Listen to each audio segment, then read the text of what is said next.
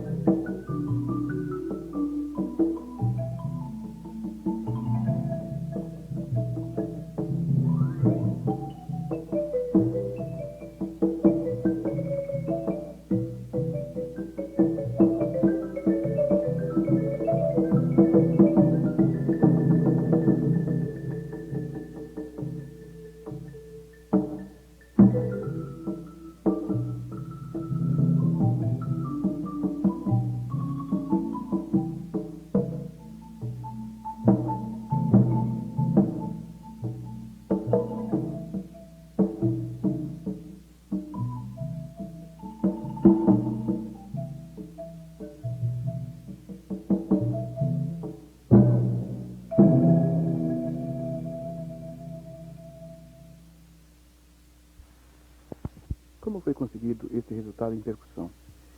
Bom, o resultado já está aí. É um grupo formado há 3 anos, já é profissional, já faz parte dos grupos estáveis dentro aqui do Brasil. É um grupo único na América do Sul. E todo ele é formado só de instrumentos de percussão. Os seus componentes são todos profissionais das orquestras de São Paulo e das escolas, dão aulas inclusive, e todos procuram fazer do grupo, não assim aquela vida profissional de pegar o dinheiro para viver, mas sim mais desenvolver a percussão aqui no Brasil. Houve algum resultado a partir desta Bienal? Como estão as condições profissionais para vocês? O grupo, né?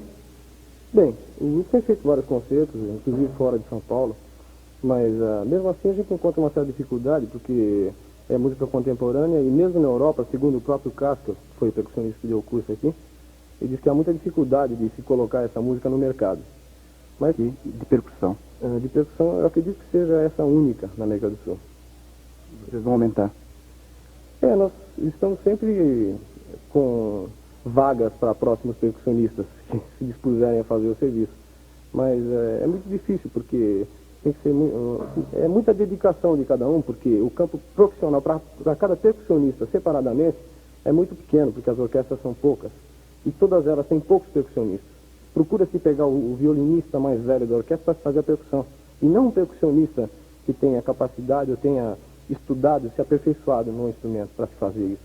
Então é muito difícil o campo de trabalho para os percussionistas. Isso aqui seria uma utopia. Cada um está estudando para não trabalhar. Ou seja, a gente vai trabalhar aqui no grupo. Fora do grupo, vocês têm outras atividades? Cada um toca numa orquestra diferente, assim.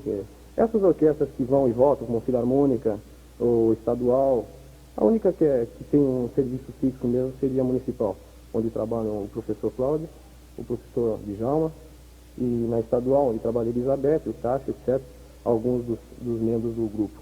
Mas a maioria dos estudantes não tem condições de trabalhar em outras orquestras, porque não há outras orquestras. Então, eu acho que os inícios dos anos 70, eu acho que o Conservatório Musical Brooklyn Paulista foi um centro de grande atividade, também de grandes inovações em São Paulo. Eu tinha acabado de me formar, estudei lá também consigo de piano, etc. E logo comecei a dar aula no conservatório. E naquela época o conservatório estava em grande expansão, a gente mudou de prédio várias vezes, etc.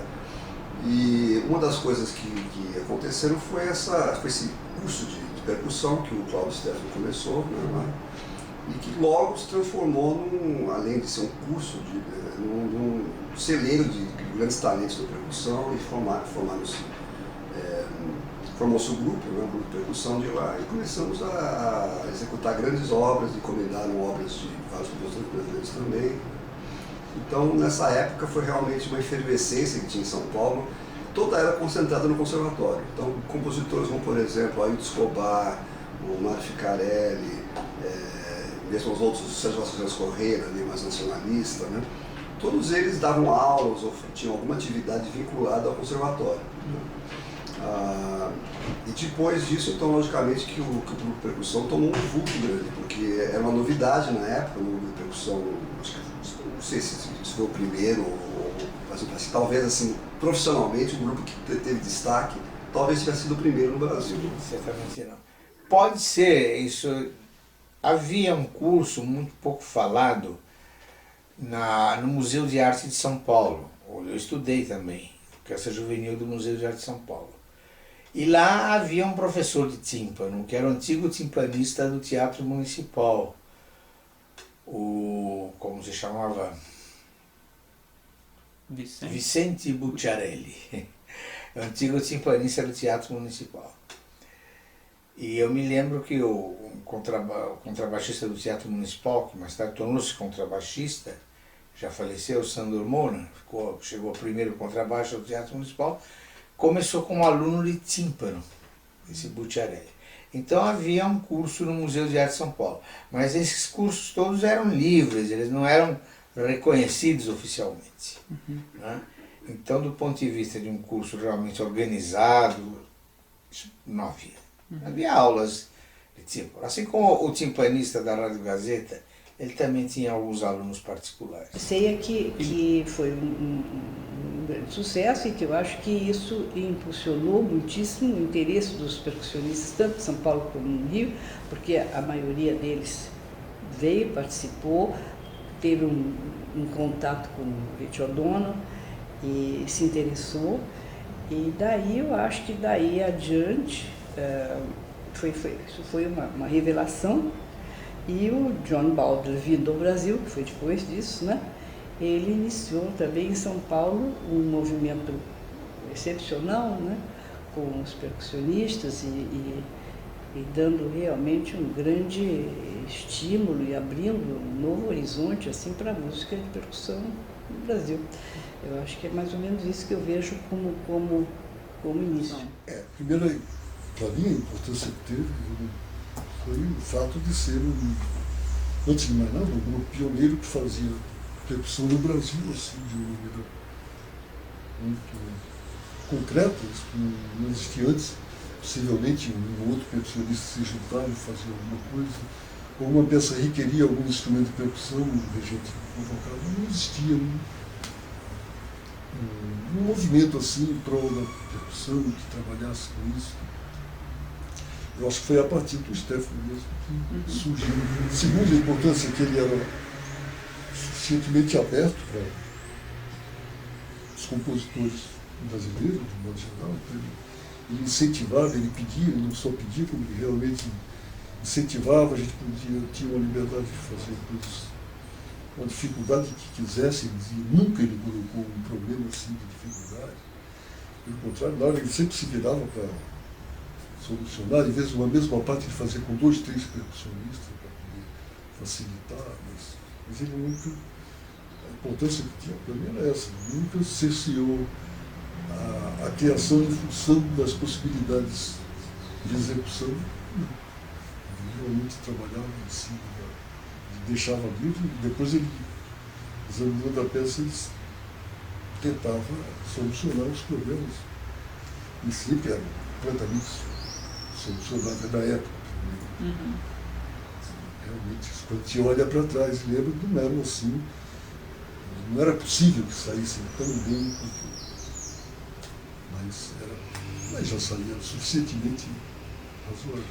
A importância dele para mim tem essa. Primeiro, segunda dele, do carinho e a vontade com que ele queria que a gente escrevesse coisas, que ele fazia com mais alta doação de si possível. E era exigente, fazia questão que a gente também ficasse contente. E ao mesmo tempo que ele, na hora, dizia, olha, tais coisas não ser muito mais do que a gente tem que se contentar aqui, talvez um pouco menos aqui. Então, tinha esta. E trabalhava muito diretamente com o compositor, no meu caso, muito diretamente com ele. Então, sempre estava lá, sempre podia opinar em seguida, ele sempre pedia opinião, sempre queria saber se estava no caminho certo.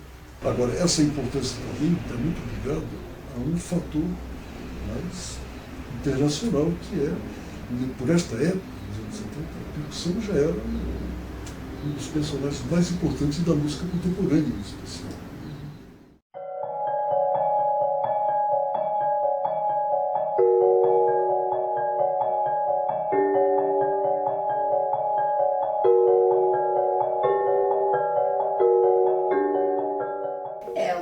O convite veio do Cláudio, né? E nessa época eu estudava com ele, né? Ele foi meu professor de teoria musical e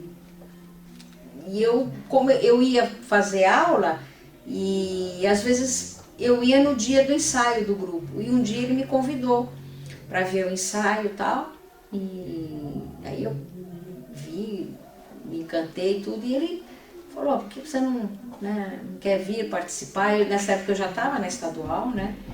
E aí eu fiquei um pouco em dúvida pela quantidade de trabalho e tudo, né? Porque eu já tocava no municipal também, mas acabei optando por fazer, porque eu achei que era importante, né? Um tipo de desenvolvimento, né? De trabalho, né? Diferente, né? Para fazer. Tinha feito um pouco na escola, né? Que a gente falou. E foi, assim, de grande importância, não só para essa desenvoltura, né, da música em grupo, mas também pelo fato de a gente tocar em locais muito importantes, né, como bienais, como festivais de música, semanas de arte, né, de encontros, e fazer também muitas estreias de obras, né, de compositores brasileiros. Aí eu fui estudar percussão erudita de orquestra, né, com o Osmar da Cunha. Eu fui estudar particular na casa dele, né, até que alguns meses depois ele me levou lá para assistir um ensaio lá na casa do Cláudio, lá no Brooklyn Paulista, né, e aí logo mais eu fiquei também tocando lá no grupo do Brooklyn, né. Eu toquei lá durante todo o ano de 78. Foi quando eu vim para cá, para a Orquestra Sinfônica de Minas Gerais, em novembro de 78.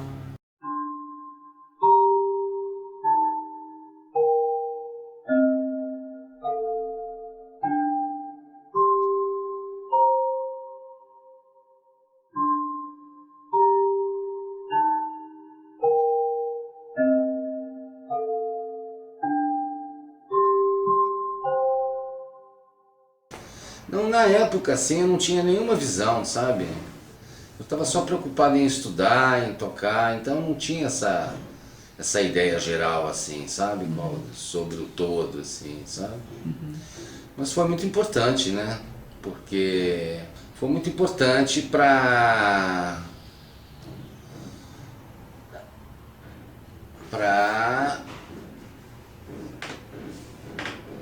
fazer a plateia, a grande plateia, conhecer um pouco sobre música de percussão. Né? Eu acho que foi essa uma das coisas mais importantes, assim, né? Porque a música de percussão, ou a percussão dentro da orquestra, assim, era uma coisa que na época, assim, eu acho que não era muito bem conhecida. Então, com o grupo do Brooklyn, né, passou a ser mais conhecido, né? Sinceramente, eu por mim, eu gostava porque ali eu estava aprendendo coisas que eu não imaginava fazer, tocar. Um repertório totalmente novo, coisas feitas para o grupo. Sabia que aquilo era uma coisa sofisticada, então não era uma coisa assim, não era um oba-oba, era uma coisa mais, entendeu, mais fina, não é? A gente fazia com muito amor, com muita vontade, com muita alegria, sabendo disso tudo. Mas sem pensar muito, sabe? Assim, nessa questão, somos os primeiros, somos os pioneiros, não. Quer dizer, eu não pensava assim. Eu pensava que eu tinha que estudar pra caramba para tocar aquilo bem. Não é? Sair dali assim, feliz, né? Com alegria, com cansaço e tal. Mas não tinha essa consciência não, sabe? De ser assim, inovadores e tal, os primeiros, nem dessa importância que depois, né, com o passar dos anos, que a gente ficamos sabendo disso, que eram os primeiros. Inclusive, eu me lembro, fui tocar, fomos para o Rio de Janeiro, tocamos lá na Cecília Meirelles, então foi assim, né, aquele, uau! A gente sabia que era bom, que era interessante, mas ser muito, eu não tive pelo menos essa consciência não, entendeu? Na época era um grupo de status, todo mundo conhecia, a gente tocava e quando se falava que era o grupo do Brooklyn, todo mundo sabia o que era, né? Marcou época, sem dúvida, e marcou época e fez com que a percussão se tornasse algo assim, conhecido do público, porque até aquela época eu conheço pouco da história, não sei se eu conheço bem a história da percussão, mas que eu saiba, não houve nada antes com essa envergadura.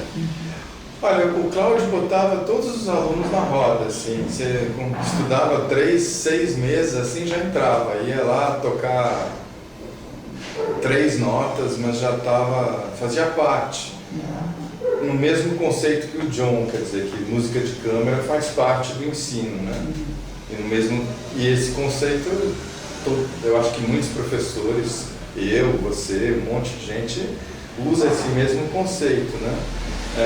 Então, as partes mais complexas, os alunos mais adiantados faziam, as partes mais fáceis, e a gente ia entrando dentro do ambiente, aprender a contar, aprender eu já sabia ler música, mas era um contexto completamente diferente. Uma coisa é você tocar bateria e outra coisa bem distinta é entrar num grupo de percussão. Assim. Eu me lembro que foi uma experiência muito interessante, né? Porque eu não tinha a menor informação, a menor ideia do que era um grupo de percussão, né? E de repente eu já estava ensaiando num grupo de percussão com um regente, né? E várias pessoas tocando percussão lá na casa do Cláudio, né? Que tem lá no fundo da casa dele um barracão com muitos instrumentos, né? Inclusive até muitos deles o Cláudio mesmo que fez, né? Ele fazia tímpanos, xilofone, chimes, né? Eu era muito jovem, eu devia ter 17, 18 anos e eu não tinha essa dimensão. Eu estava chegando nesse universo, eu ainda... Então, eu estava muito mais preocupado, né, naquele momento em ter um bom professor e vislumbrar uma carreira como músico. Estava muito tentando me achar, e o grupo para mim era um veículo didático, mais do que agora. O grupo de percussão do Duque, sim, tem uma grande história. Por quê? Porque todos os compositores daquela época, Vili Corrêa de Oliveira, Mário Ficarelli, Ailton Escobar, todo mundo escreveu para esse grupo. Foi o primeiro grupo constituído por percussionistas realmente profissional do Brasil, que tinha como proposta se apresentar pelo país inteiro. Não conseguiu tocar pelo país inteiro, porque na época era complicado, mas fez uma carreira, fez uma história. E, sobretudo, estreou várias obras, né?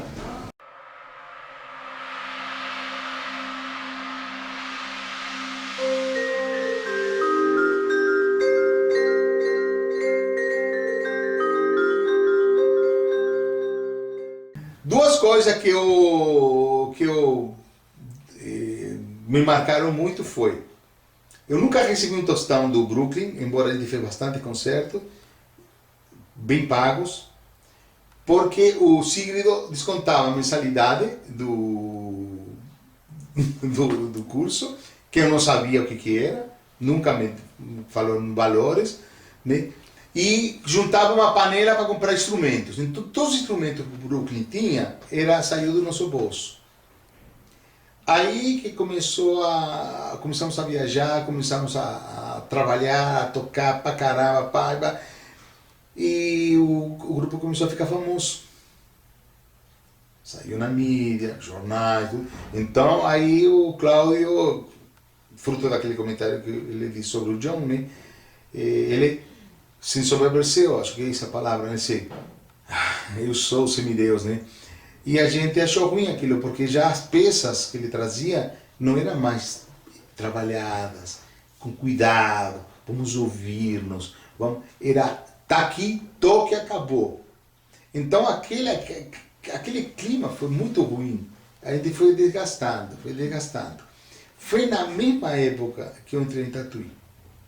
Em 74, quando o próprio Cláudio me indicou para ir para Tatuí, e eu apareci em julho de 74 em Tatuí, 75 foi o auge do grupo do Brooklyn. Em 75 foi quando eu fundei o grupo de percussão, grupo percussionista de câmara, aqui em Tatuí. E eu todo feliz, cheguei para o Cláudio, contando para ele a proeza. Cláudio, fundei o primeiro grupo de Tatuí, me imagina, Cláudio. Agora são 2 grupos. O cara quase bateu em mim. Mas me xingou de tudo quanto é coisa. Falou de tudo para mim. E aquilo foi um balde de água fria, porque eu achando que ele ia falar: aí, galera, vamos levar a percussão para o confim da terra, como diz a Bíblia, né? Vamos fazer discípulo, como disse Jesus, né?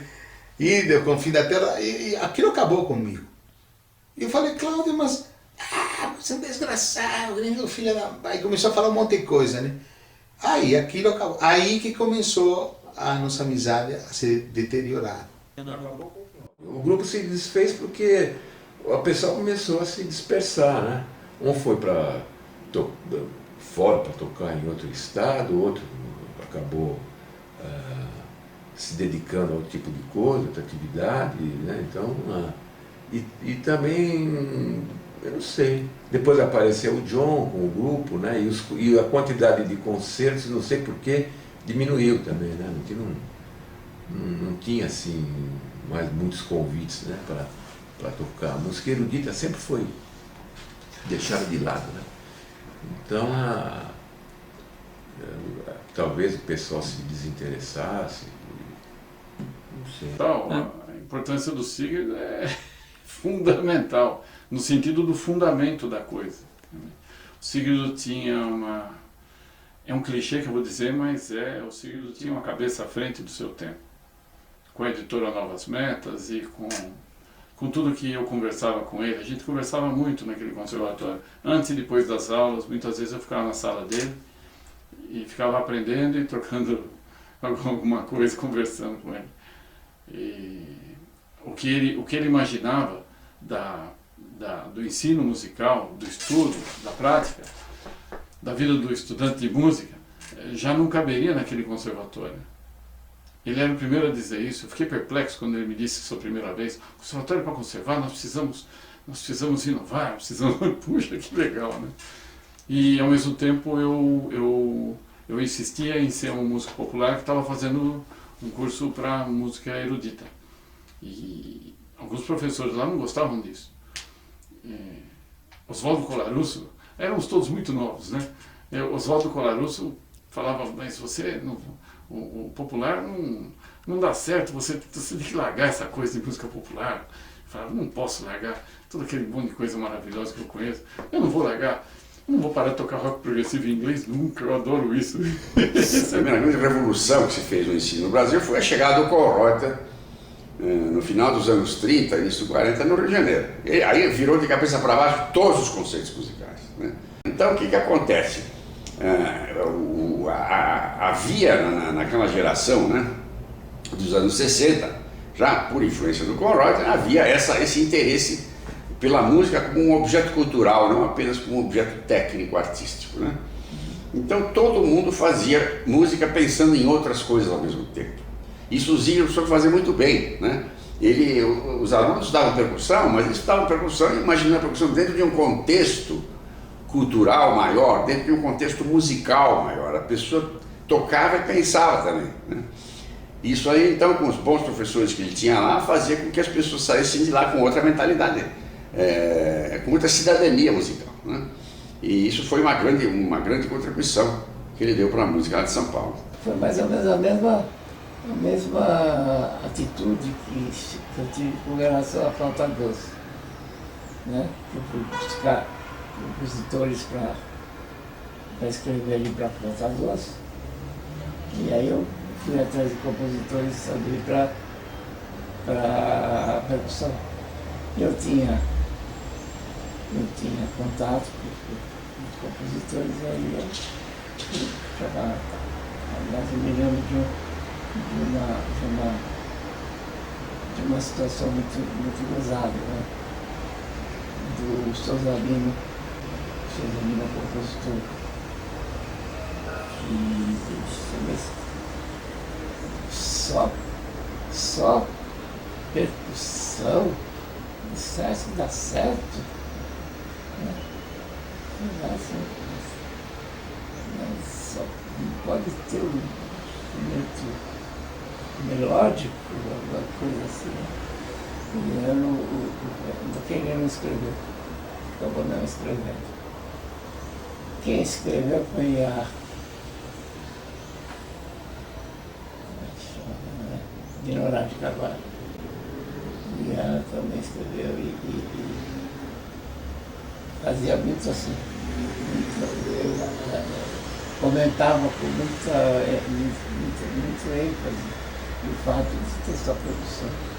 Era uma coisa muito diferente para ela. As peças que existiam eram estrangeiros, né? Tinha o Carlos Chaves, no México, né?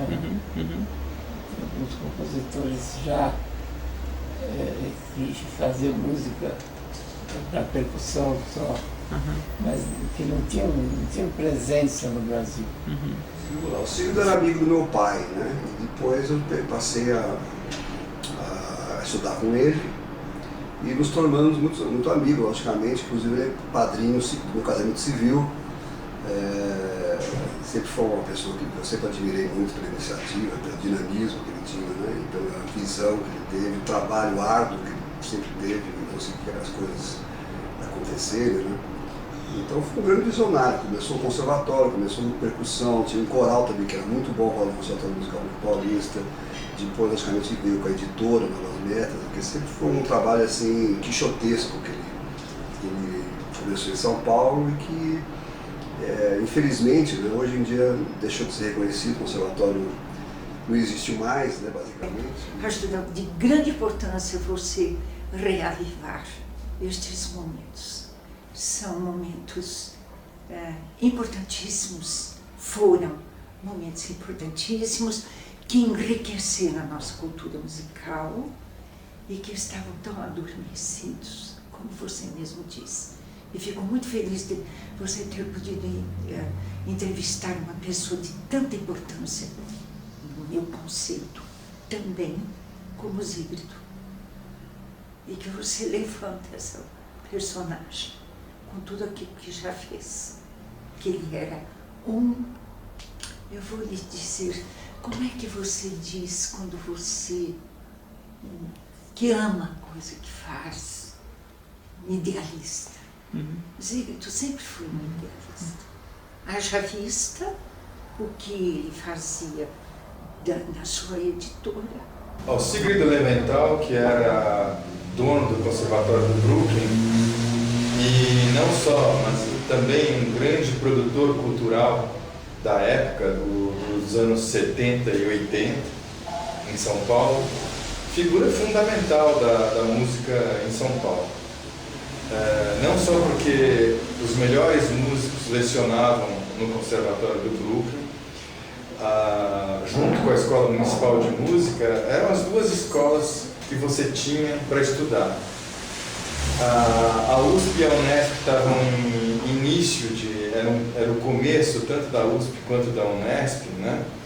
E você tinha ali, no Conservatório do Brooklyn e na Escola Municipal de Música, a grande formação, todo mundo estudava lá. Né? O Sigrid investiu, conseguia patrocínios, conseguia verba, comprava instrumentos. Sem ele nada teria acontecido. Não só com relação à percussão, mas também ele trazia grandes artistas para darem masterclass. Ele era um cara muito ligado à Sociedade de Cultura Artística da época também. Era um cara fundamental. Assim, ninguém pode esquecer a importância dele. E a editora dele, que foi de uma importância enorme, né?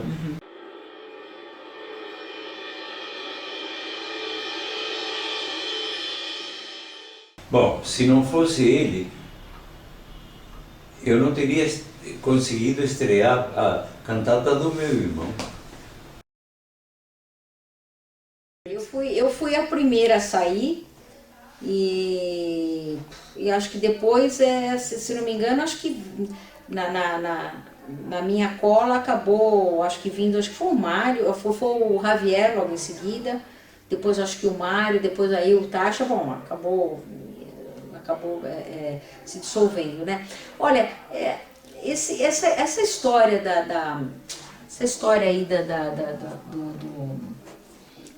do grupo, eu hoje penso que houve uma grande imaturidade da gente, de nós todos, né? Eu acho que de todos, sem exceção, eu acho que faltou mesmo experiência, faltou vivência, todo mundo era muito jovem e a grande maioria do pessoal, assim, apesar de estudar e gostar de fazer, mas era aquela turma da cerveja, do comemorar e era uma outra cabeça, uma outra coisa. Então acho que tinha muito isso também, acho que tinha muita comemoração e de repente começou, sabe aquela coisa quando você começa a ter muito papo, muita conversinha, muita reunião e pouca ação, né? A coisa, quando começa a ter muita reunião é porque a coisa vai mal, não vai dar certo, né?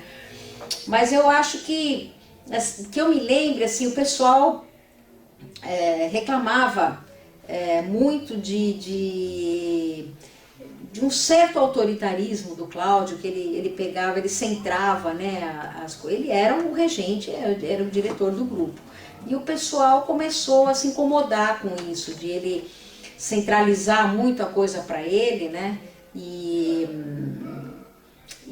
começaram a ficar descontentes com uma série de coisas, né, não só a questão de ele se denominar o dono, né, vamos dizer, né, entre aspas, um regente, diretor do grupo, mas a questão do repertório, o pessoal acho que queria, às vezes, participar mais, mudar, abrir mais ainda a cabeça, outras experiências, outras coisas, né?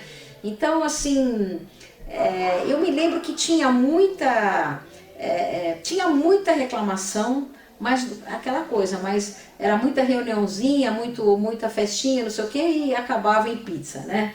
E eu mesma comecei a ver que a coisa começou a ir para um lado que eu me senti meio mal mesmo, porque assim, eu entrei depois de ter sido convidada, eu tinha um respeito muito grande, não só pelo Cláudio, por todos, obviamente, os colegas, mas pelo Cláudio, né, como professor, pelo Sigrido, e trabalhava junto e tal, e a coisa começou a ficar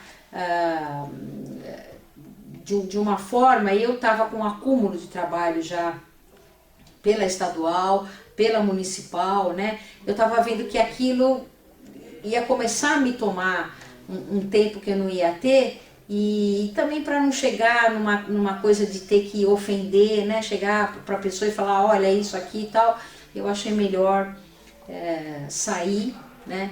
E eu me lembro até na época, eu conversei com o Cláudio e falei, eu tô com muita coisa, não vai dar para continuar, mas a situação já estava assim, a gente até falou um pouco sobre a coisa, mas eram muitas cabeças, né, com pensamentos diferentes, cada um tinha as suas ideias, os seus problemas também, as suas vontades, tinha gente que não estava muito afim de fazer exatamente aquilo, queria fazer uma outra coisa, tinha gente que já misturava popular também e queria partir para uma outra ideia, né, que estava querendo fazer música popular. O Javier, por exemplo, nessa época acho que ele já estava em Tatuí, ele tinha ido para Tatuí, já tinha tido também uma desavença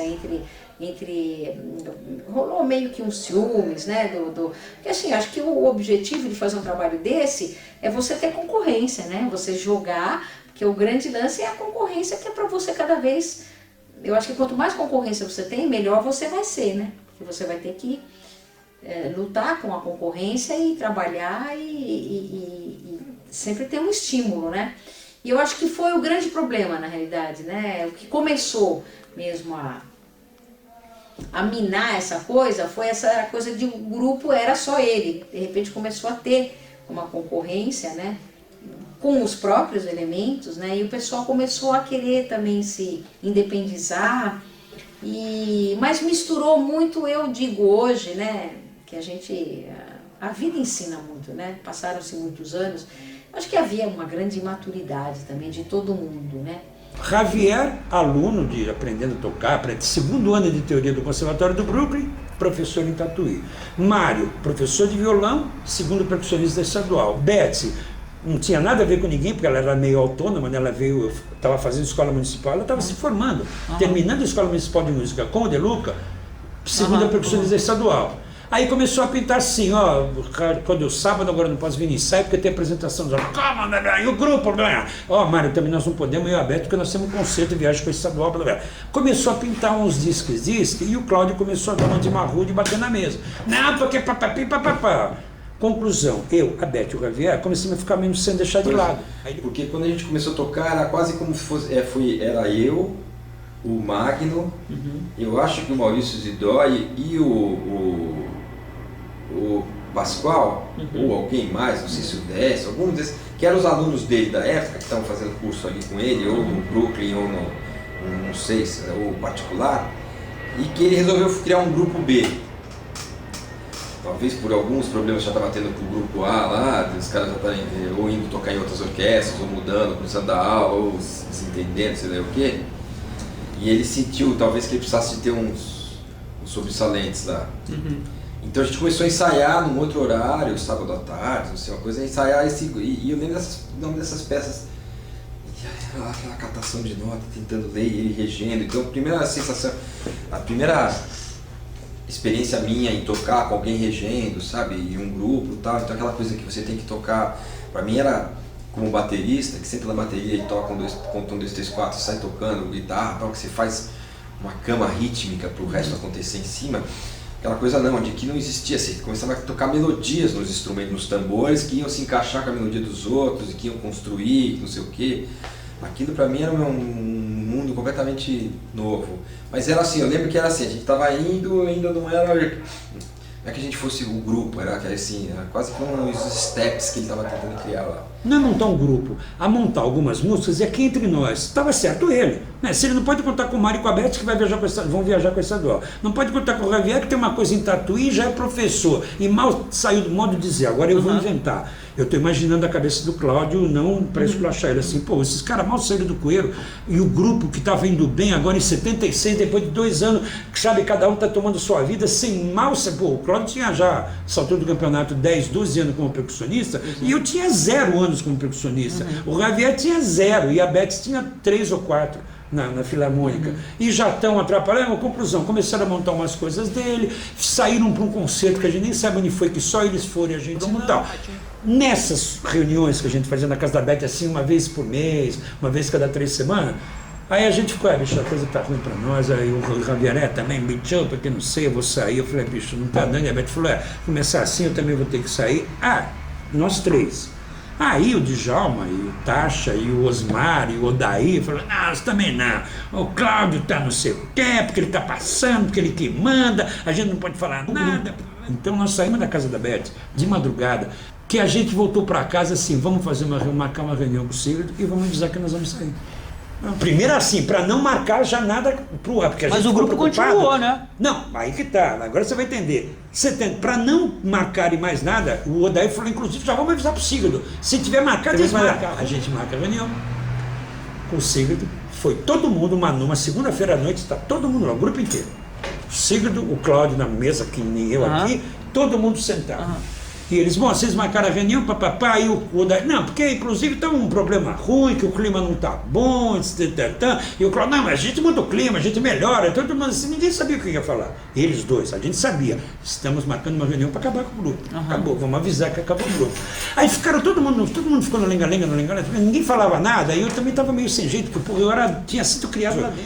Aí chegou e falou, você que deu o seguinte, eu não sei, eu também está todo mundo meio assim, eu falei assim, mas você está todo mundo meio assim? Mas olha, está dando muito pepino, eu sei que o clima não está bom, eu estou na estadual, está dando pepino de horário, eu vou sair do grupo.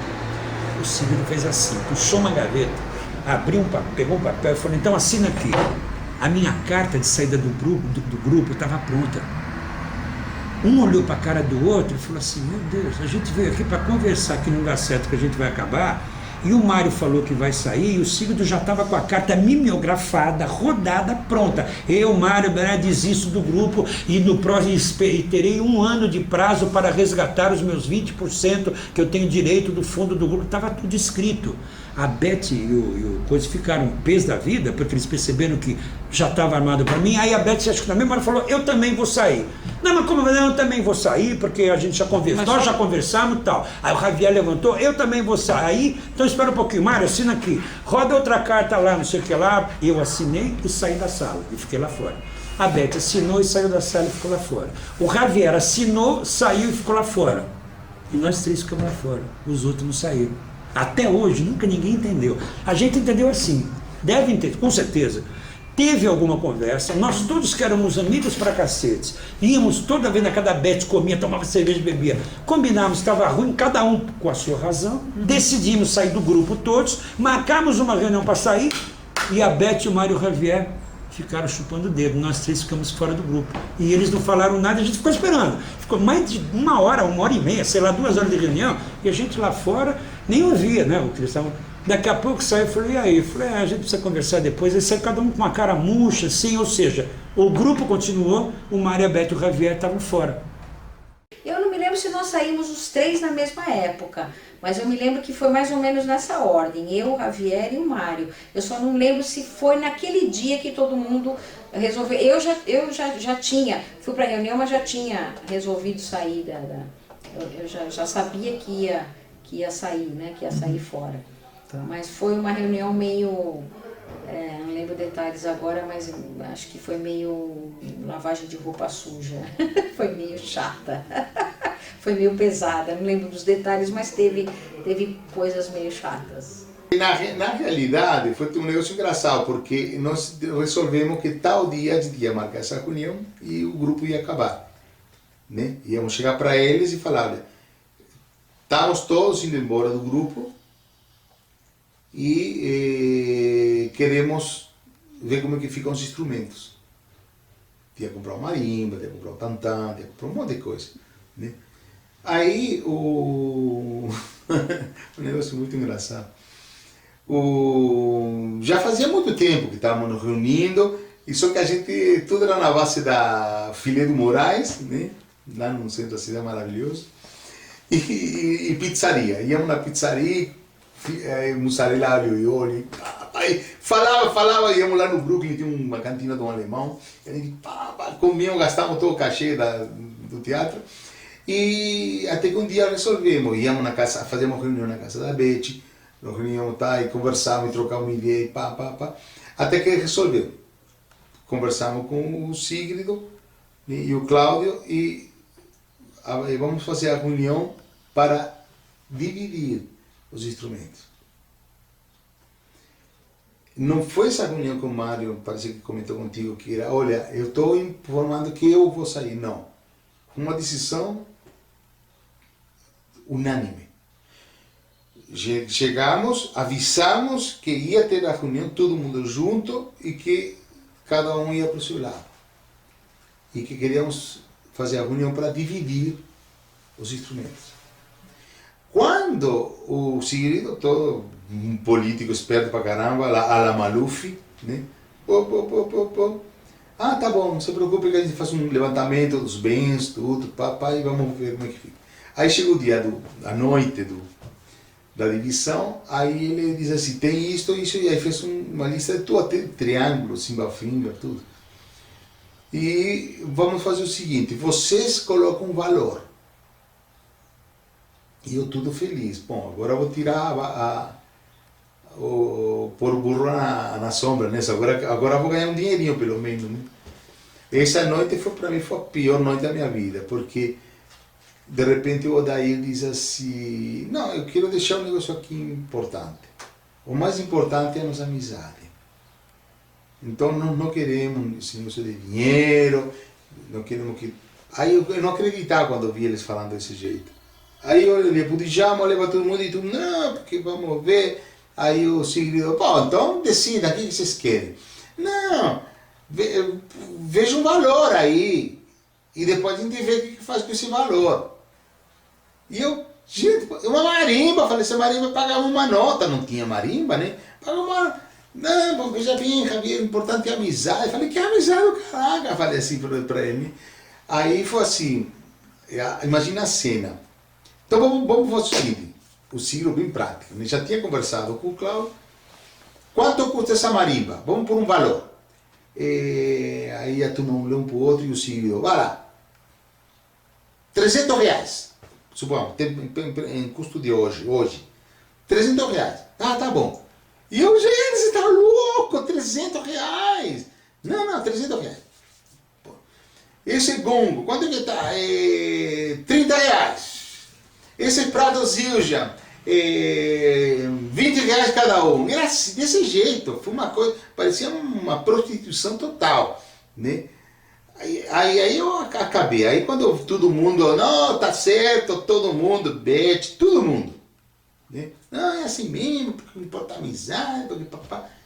Aí deu, suponhamos, tudo deu R$2.500 o preço de hoje, custo. Deu muita coisa. Jogou de Congo. Aí ele diz assim, bom, então ficou R$2.500. Só que tem o seguinte, vocês nunca pagaram para o Brooklyn o uso das salas. Então hoje eu estou cobrando aluguel. Aí ficou aquele silêncio. O Sigrid. Então eu vou cobrar R$1.500 de aluguel por todos os anos que vocês usaram aqui. Aí sobrou R$1.000. Aí aquele silêncio, e eu assim, eu não acreditava que estava ouvindo. Aí o Cláudio, né, porque veja, eu ofereci minha casa também. Na minha casa eu tive gastos, eu tive negócio, então eu vou cobrar o aluguel também. Afinal de contas, vocês usaram. Aí eu falei, e vocês não usaram o nome nosso? Não, mas isso é porque... Não. Aí ficou... Foi uma coisa horrível. Moral da história. Terminou a reunião, aquele silêncio, levantou todo mundo, foi saindo da sala, do salão. Aí estava o Sigrid e o Cláudio na porta, né? Aí quando eu passei assim, em silêncio, os dois deram risada, olharam para mim e falaram assim, gringo, não é dessa vez que você vai ficar rico. Ainda dando um tiro de misericórdia, né? Ó, você, tum. Aí eu olhei para eles e falei assim,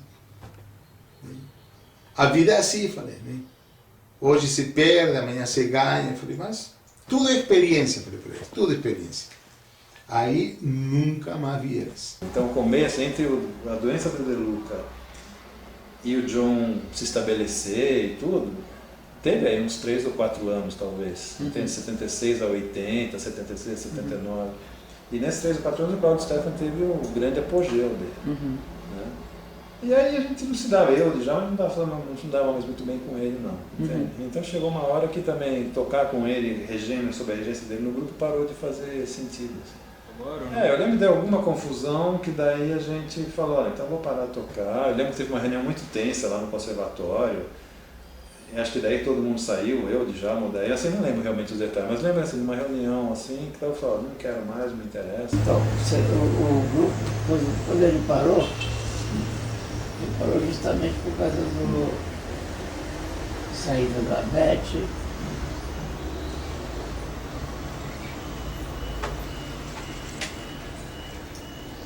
Saída da Beth, do Frudilho e tal, foram pro grupo do Bollinger. E não teve, que eu me lembro, até nem em termos de dinheiro dado na mão de cada um tem. O que deve ter tido, que eu não me lembro bem, foi algum instrumento que mudou de mãos.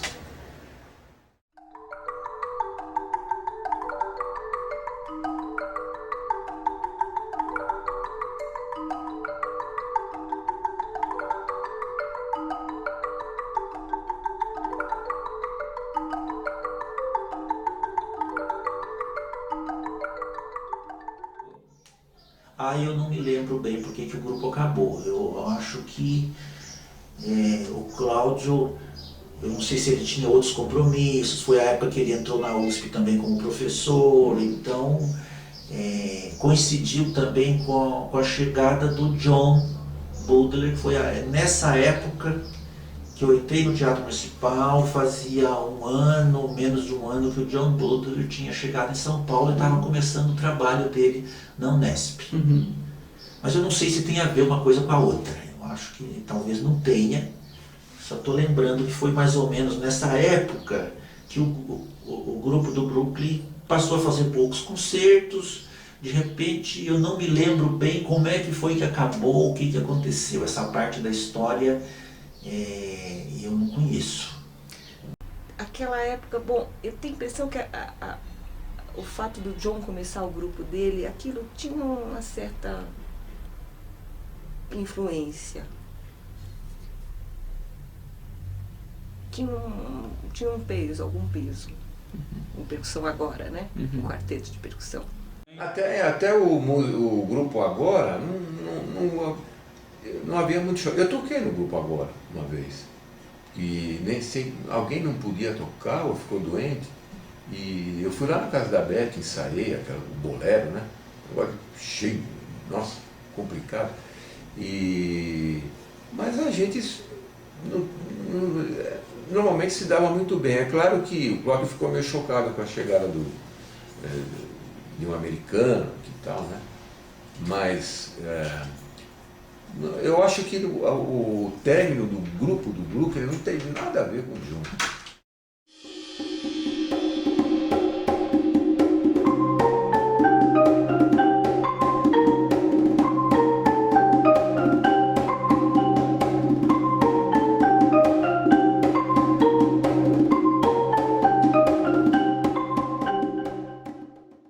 Eu queria conhecer e a gente ficou sabendo que ia ter um ensaio na casa do Cláudio e ele aceitou me receber e tal. E a Beth foi lá como tradutora. Eu não entendia direito porque eles tinham saído. Nunca me interessava saber o tipo passado, coisa negativa. Eu estava lá para fazer o que era possível fazer e se tinha percussão acontecendo, ele era o cara, eu queria estar junto, queria estar perto, queria saber como que eu poderia me inserir ou somar, então, hello, né? Estou aqui e lá em São Bernardo tem aula de graça e não sei o que, seria muito bom, porque a minha atitude que veio inclusive da minha formação é que o maior número de professores que você pode ter contato é mais rica para você, porque você não deve ser um clone do seu professor, você deve ser uma somatória das informações, aquilo que funciona para você. Então você vai pincelando, eu estudei isso com a Túlio, mas eu gostei isso do John, eu gostei isso você vai colocando sua personalidade. E tem uma outra escola de pensamento onde não. Você vai estudar comigo, você estuda comigo, e só. E você me obedece e faz tudo que eu mando. Eu não sou de acordo com essa pedagogia, nem sei exatamente quais são os professores que praticam, mas com certeza no mercado existe. Não somente na nossa área específica, mas em muitas. E talvez até para certos ensinamentos serve, ou para certos professores é uma coisa que eles acham necessário. É complicado dividir. É complicado falar para o aluno procurar outro, porque às vezes vem alguma coisa que você não concorda plenamente, mas se funcionou para ele, tem que respeitar. Então, bom, somando, a gente foi na casa do Cláudio e aí se faz esse oferecimento, basicamente os bem-vindas é que a gente não precisa de estrangeiro aqui. Nós estamos muito bem, obrigado. Não chegou a dizer que você não está bem-vindo, mas deixou muito claro que não tinha nada a somar, não tinha nada a adicionar, não tinha nada a fazer junto. Nós estamos aqui, você ir lá e a gente não pode fazer nada porque você tomou um lugar de um brasileiro que poderia estar tocando timbre na orquestra e lecionando na Unesp, e a gente tem que mais ou menos te engolir. A mensagem curta e grossa foi isso. Beth literalmente chorou porque eu queria saber o que estava sendo dito e ela queria traduzir de uma forma que não machucasse tanto. Então ela não quis fazer uma tradução literal, ela queria ser um pouco mais polida. Ela chorou. Eu não sei se ela nem lembra disso ou se ela afirma, mas ela chorou. Eu fui ingenuamente apresentar uma pessoa que estava vindo de fora para fazer um trabalho aqui. E aí eles se sentiram mal, não sei. Foi um clima tenso, né? Do tipo assim, o John, né, se apresentando e tal, falando que tinha mais um percussa na área, né? E o Cláudio todos na defesa, né? Falando, pensando assim, né? Subentendendo, né? Pô, que onda é essa desse gringo que vem aqui roubar a minha onda, né? Então, ele apareceu lá no ensaio, eu sei que teve um pega lá, a Clarice, a mulher do Cláudio Steffel, começou a cair de pau nele Porque, pô, vocês vêm lá do seu país aqui tirar lugar de músico, pô, o John Bonham ficou assim, ficou surpreso com a atitude dele. Não, o que aconteceu nessa época mesmo foi que o Cláudio, como ele era o único leão na savana, quando chegou o John, ele além de ficar mal, porque era aquelas coisas coisas que eu lembro, assim, não nem sei se era exatamente isso, mas ele ficava puto porque chegava músico importado aqui e ele era um formador de músicos daqui. Então, e o Eleazar de Carvalho fazia a questão de trazer músicos, talvez de calibre maior, para tocar na estadual, e o John veio numa dessa, ver se ser timpanista e tal. E ele ficava meio puto porque ele achava que os alunos dele, já adiantados, que deveriam pegar essas vagas. Uma certa razão, né? Ele achava que os caras talvez tivessem calibre para isso, ele falava da Beth, achava que a Beth devia ser e tal. Mas independente disso, né, como é que funcionava no Brasil, você conhece como é que são as coisas. Naquela época, então, mais ainda, realmente, John estava aí. Eu lembro do John uma vez ir no ensaio da gente lá na casa do Cláudio, conversar com a gente e tal. Eu acho que o John, como estava chegando, ele queria mais fazer O John é uma boa pessoa, uma cabeça legal, né? E daí ele pegou e com a Beth, que já tinha sido, e talvez com alguns alunos, eu não sei se o Zé Carlos, que estudou com ele, que no começo do Agora era do Zé Carlos, né? E esses caras começaram a fazer mais time, daí começou a ficar uma coisa meio que uma rixa, né? Daí até que depois o grupo logo acabou e o Agora continuou e virou o PIAP e virou, né, o percussão lá do Instituto. E que é maravilhoso.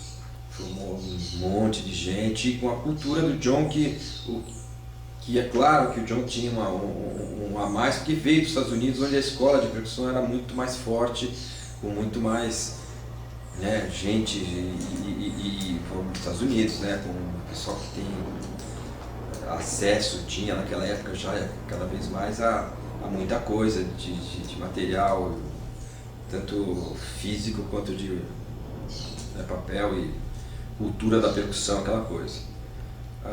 Acho que ficou essa meio rixa, mas ela não durou muito porque o grupo acabou, né, o outro. Porque na realidade não foi assim o final, não foi um grupo que causou o final do outro, não, muito pelo contrário, o Brooklyn já tinha acabado. Agora o estresse foi que ele veio assim, assintoso, né? Simplesmente minha mulher fica puta, né? Desculpa a palavra. Ele veio aqui na sua casa quantas vezes? Uma só? Muitas vezes, tal, mas a primeira vez que ele veio, ele parou tudo, eu quero alunos, porque minha esposa achou aquilo meio assintoso, mas cara, porque esse cara vem. Mas fora disso, não. Trabalhamos lá no Campos do Jordão juntos. Ele ficou livre absolutamente, apesar de ele ter falado isso aqui, eu deixei ele livre absoluto. Falei, vamos estudar, vamos juntos. Nunca houve assim uma... Eu cheguei a comprar uma grande um grande número de baquetas do John Budler.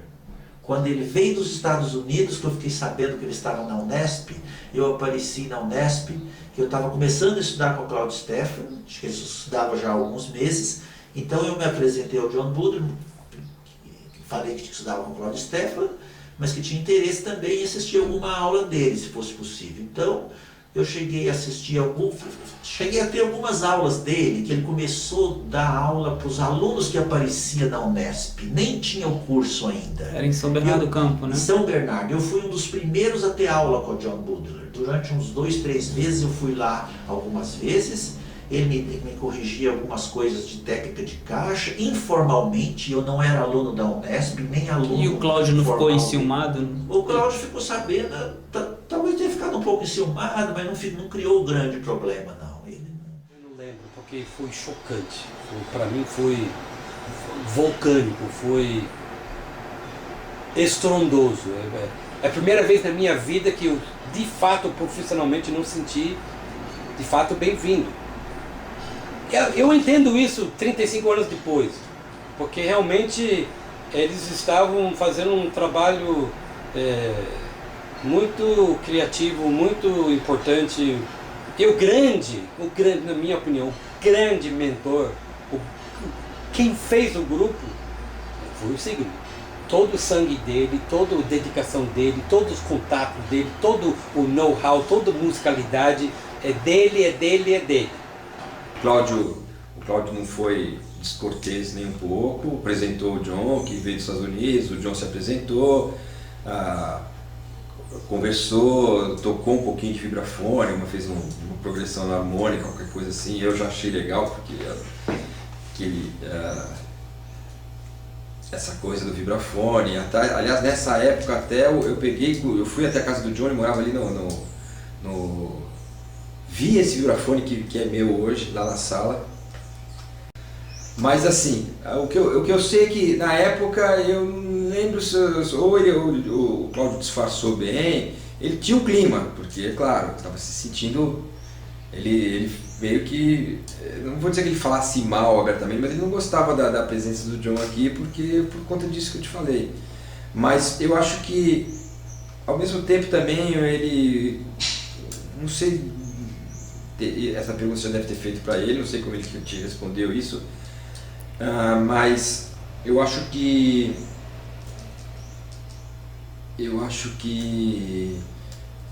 foi parte da história. Chegou, aconteceu, está aí e eu acho importante, muito importante para a percussão o John ter vindo, porque o Cláudio, não sei quanto tempo depois ele ainda continuou dando aula na USP ou não, se depois quanto tempo ainda ele deu aula na USP ou depois quanto tempo foi que o Tasha já substituiu ele, né? Foi o Tasha que substituiu ele, né? Uhum. Mas para a percussão em geral, eu acho que o John foi um grande adianto aqui no Brasil mesmo, com certeza. Em seguida, Elizar tinha todo o poder ainda sobre Campos do Jordão e me convidou para ser professor nesse julho de 78 e realmente houve esses apenas 3 alunos que se inscreveram, porque realmente havia um certo boicote, né? Se você vai para São Bernardo, mas às suas custas, porque quem está lá é o Baudelaire. Boicote? Cuidado, quem está lá é o Baudelaire. A gente sentia isso, a gente sentia que o aluno tinha que, quase nas escondidas, você vai estudar lá na Unesp, porque é Baudelaire. Cuidado com Baudelaire. Então eu era tipo cuidado com o timpanista lá do OSESP. Tudo bem, nem aí. Então vamos fazer música, vamos fazer os concertos e a gente foi fazendo. Mas então Vera Figueiredo estava lá, Paraguaçu, Javier, então foi bacana. No ano seguinte, Elizar já estava com mais fraquezas, porque essa coisa de política vai e volta. Porque imagina, ninguém em sã consciência ia convidar John Baudelaire junto com Cláudio Stefano para trabalhar junto. Então a gente foi forçado, se cada um queria o cachê que era um cachê interessante, vamos ser cordial, baixar a cabeça e fazermos coisas juntos. Inclusive alguém ficou doente, eu toquei umas músicas com um grupo, Memos, eu não lembro exatamente qual, coisa de Ville, participei com Cláudio regendo Varrez, mas realmente ele lá, eu aqui, mas sem fazer drama e também sem fazer cena. Somos todos maduros, vacinados e a gente pode trabalhar mesmo que a gente não concorda com uma ou outra coisa, né? O Sigrid, até hoje, até esse dia, ele me chama de Iceberg, que para mim foi o iceberg que chegou para colocar à deriva o grupo de percussão do Brooklyn. Mas ele não fala com carinho, mas eu acho que ao longo dos anos eu ganhei um mega respeito dele. Mas no início, puta merda, é o Baudelaire. Daí eu tinha percussão agora, que puta, é o Baudelaire. Ele estava tocando lá e foi o Baudelaire, não sei o que. Enfim. Aí, se chega, esse é o choque, tudo bem, bom. Mas a Beth estava com fome de fazer música, eu estava com muito fome de fazer música, o Mário estava. E de repente a gente descobriu, quase que juntos, o Zé Carlos da Silva simplesmente surgiu lá um dia em São Bernardo, lia tudo que a gente dava leitura, fazia outra, vamos fazer dueto, uma naturalidade, as notas, fazia as notas. Então, meu Deus do céu, esse cara, a gente está precisando mais, sei lá, o naipe inteiro concordou, Elizar concordou, foi contratado e de repente você tem 4 neguinhos com salário, com o mesmo horário de trabalho e a possibilidade de interesse de fazer um grupo de percussão. Você tem tudo pronto. A percussão agora nasceu, poucos meses depois de chegar.